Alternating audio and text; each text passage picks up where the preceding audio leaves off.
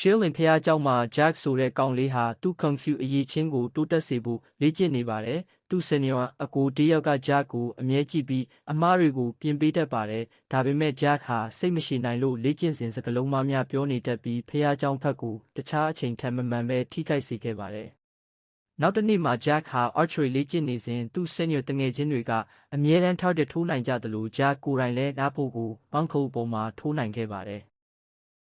ဒါပေမဲ့ထိခိုက်မှုအနည်းငယ်ကြောင့်ပြဿနာဖြစ်သွားပြီး Jack ကစိတ်နာနေခဲ့ပါတယ်။သူ့ senior တငယ်ချင်းတွေကလည်းအဲ့ဒီအမှားနဲ့ပတ်သက်ပြီးအကြံပေးကြပါတယ်။နောက်ပိုင်း Jack နဲ့သူ့တငယ်ချင်းတွေဟာမြေတောင်ဆင်းပြီးလူတွေကိုကူညီရင်းတရုတ်ဆောင်တွေကိုမတိပဲထိတွေ့ခဲ့ရပါတယ်။သူတို့ရဲ့ကူညီမှုကြောင့် Udactor က2.0 ယွမ်စုကြေးပေးခဲ့ပြီး Wallstart စားတောက်ပြီးစားတောက်မှုကိုပျော်ရွှင်စွာခံစားခဲ့ကြပါတယ်။ညမှာကျောင်းပြန်လာချိန်မှာဖះเจ้าဘက်က Jack နဲ့သူ့တငယ်ချင်းတွေကို punishment ခံရစေခဲ့ပြီးအခြားသူတွေကလည်းစိတ်မကောင်းဖြစ်သွားခဲ့ပါတယ်။ Jack ဟာချစ်သူက message ပို့လာတဲ့အချိန်မှာသူဘောဖြစ်တာကြောင့်စိုးရိမ်နေခဲ့ပြီး senior အကိုကလက်ဖြင့် hair လုပ်ပေးခဲ့ပါတယ်။သူတို့နှစ်ဦးအလှဆင်ပြီးနောက်ချစ်သူနဲ့တွေ့ချိန်မိုးရွာပြီး air drawing မပြန်ပေါ်တော့ချစ်သူကကြောက်သွားပြီး relationship အဆုံးသတ်သွားခဲ့ပါတယ်။